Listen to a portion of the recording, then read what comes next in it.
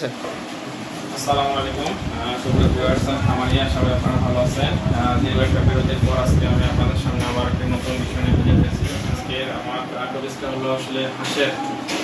এর আগে আপনারা অনেকেই জানতে চেয়েছিলেন এবং হাসপাতালে কমন সমস্যা কেন হাঁস বেশি মারা যায়, কী কী কারণে মারা যায়, ওটা আমি আমার আগের ভিডিওতে সুন্দরভাবে বলছি। যাদের ভিডিওটা প্রয়োজন বা দেখেনি তারা ওখান থেকে দেখে নিতে পারেন। আজকের সমস্যা হলো স্পেসিফিক টপিক্সের উপরে। লাস্ট অনেক দেখতেছি এখন হাঁস মুরগি কমায় অনেক হাসপাতালে, বেশি ছোটোখাটো যারা তারা বেশি আসছে আর কি আমাদের হাসপাতালগুলো আগের থেকে বাড়ছে তাদের সমাগম।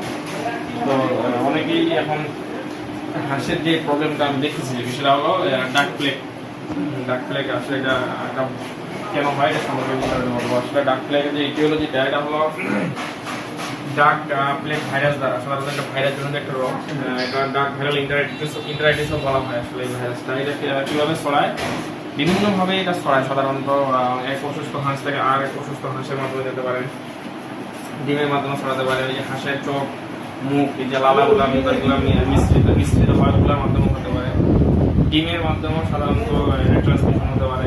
তারপর আপনার যে হাঁস যে মলমূত্রগুলো ত্যাগ করে সেগুলো তো ভাইরাস থাকে, সেগুলোর মাধ্যমে এক জায়গা থেকে আরেক জায়গায় ট্রান্সমিশন হতে পারে বিভিন্নভাবে। মানে এটা ভাইরাস জনিত, তো এটা আসলে বলা যাবে না স্পেসিফিক ভাবে যে এটা থেকে হয়, অনেকগুলো ভাবে এটা ট্রান্সমিশন হতে পারে আর কি, হয়ে যায় সাধারণত আর কি, আক্রান্ত হয়ে যায় সাধারণত। এটা আমাদের যেটা আমরা দেখতেছি যে কোন বয়সে সাধারণত ডাক প্লেগ ভাইরাসটা হয় সাধারণত।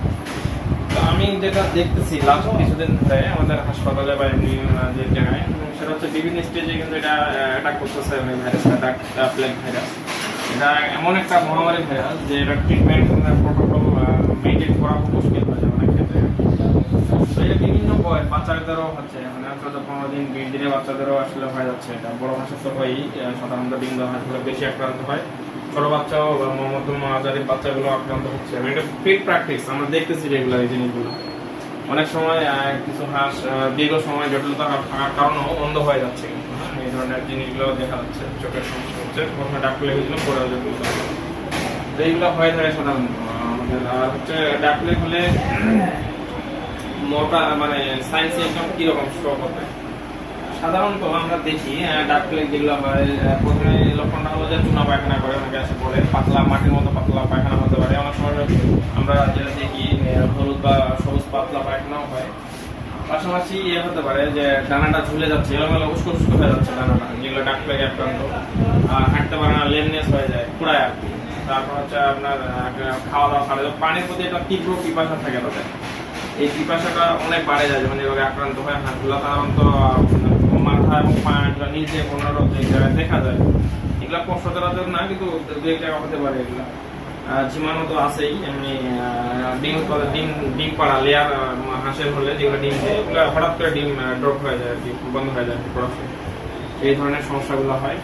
আবার কিছু হাঁস আছে যেগুলো প্রোল্যাপস অফ পেনিস বের হয়ে যায়, প্রোল্যাপস হয়ে যায় পেনিসটা, এই ধরনের কেসগুলো আসছে সাধারণত। খুব দুর্বল হয়ে যায়। এটা একটা এমন একটা স্ট্রং ভাইরাস, হার্পেস ভাইরাস গ্রুপের একটা ভাইরাস, যেটা হাঁসে আক্রান্ত হলে খুবই দুর্বল হয়ে যায়।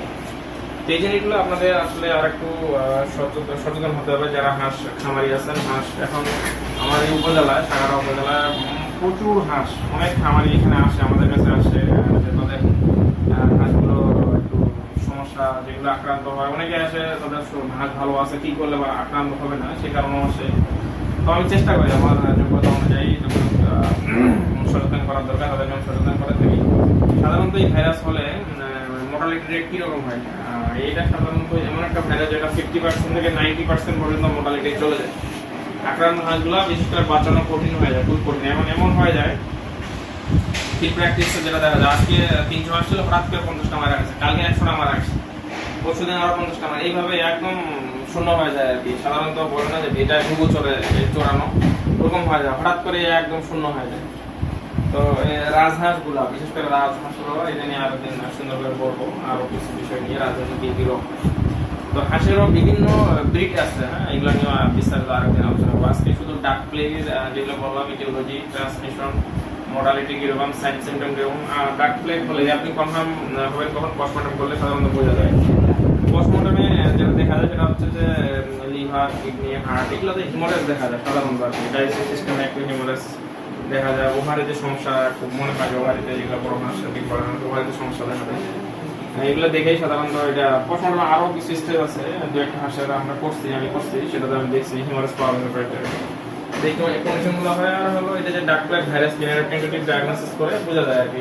তখন ধরে যে আমি বললাম সাইন সিমটম আপনার পোস্টমর্টম এগুলো করে কনফার্ম হওয়া যায় মোটামুটি যেটা ডাক প্লেগ। আমাদের এখানে 2-3টা ভুলে যেতে পারে, ডাক প্লেগ, ডাক কলেরা, এভিয়ান ইনফ্লুয়েঞ্জা বা এই টাইপের কয়েকটা রোগ আছে যেগুলো ভুলে যেতে পারে। যদিও হাঁসের রোগটা হয় না, হাঁসের ডাক প্লেগ, ডাক কলেরা আরো 2-একটা আছে, এই দুটো মেইন আর কি। এগুলো হতে পারে। এই জন্য ট্রিটমেন্ট প্রোটোকল আসলে ফেসবুকে আমি শেয়ার করি না। ট্রিটমেন্ট প্রোটোকল জানতে হলে অবশ্যই আপনার একজন এক্সপার্ট ভেটেরিনারির কাছে যেতে হবে, সেখান থেকে ট্রিটমেন্ট শিখতে হবে আর কি। তো আমরা সাধারণত আপনাদের ম্যানেজমেন্টটা বেশি জোর দিয়ে থাকি। আপনারা যেখানে শেডটা থাকবে হাঁসের, সেখানে অবশ্যই প্রতিদিন পারলে মোটরের পানি দিয়ে একদম স্প্রে করে দিবেন, সুন্দর করে স্প্রে করে দিবেন, যেন মল মূত্র যা আছে সব পাটেই প্রতিদিন ধুয়ে সুন্দর করে ড্রেনেজ সিস্টেম ড্রেনেজের মাধ্যমে চলে যায় আর কি, কোনো ধরনের যেন না থাকে। এটা 1 নম্বর। 2 নম্বর হলো যখন আপনারা দেখলেন যে আপনাদের হাঁসগুলো আক্রান্ত হয়ে গেছে, তখন কি করবেন? তখন হচ্ছে সুস্থগুলোকে এক জায়গায় করবেন, যেগুলো মনে হয় অসুস্থ সেগুলো আলাদা করে ফেলবেন। প্রথম এগুলোই করবেন, কোয়ারেন্টাইন সিস্টেমটা মেনটেন করতে পারবেন। কোয়ারেন্টাইন করবেন। 2 নাম্বার বললাম। 1 নম্বরে বলছি যে ক্লিন করতে হবে, ম্যানেজমেন্ট সিস্টেমটা আপনার ভালো হবে, যে জায়গায় থাকবে ওখানে কোনো সমস্যা নয়, একদম পরিষ্কার পরিচ্ছন্ন করতে হবে, খুব সেন্সিটিভ জিনিসগুলো। যদিও তারা 90% সময় পানিতে থাকতে ভালোবাসে, কিন্তু তারপরে যেখানে থাকে রাতের বেলা ওই জায়গাটা অবশ্যই ভালো হবে। আপনাদের যে খাবার পাত্রগুলো সেগুলো আমরা দেখি একদম খুবই নোংরা। ফিল্ড ভিজিটে যখন যাই, ফার্ম ভিজিটে, তখন দেখি খুবই নোংরা অবস্থা, খুবই খারাপ। তো আমি তাদেরকে বলি আসলে যে আপনি যখন খাবার বসেন তখন কি একদম নোংরা প্লেটে দিলে আপনি খাবেন? যে প্লেটটা ধোয়া নাই, ওটাতে খাবার দিলে খাবেন? আপনাকে বিরিয়ানি দেওয়া হয়, খামারি বলে যে না স্যার এগুলো তো খাওয়ার মতো। আমি তখন বললাম যে তাহলে ওকে, তাহলে হাঁসগুলোকে আপনি কিভাবে খাওয়াচ্ছেন?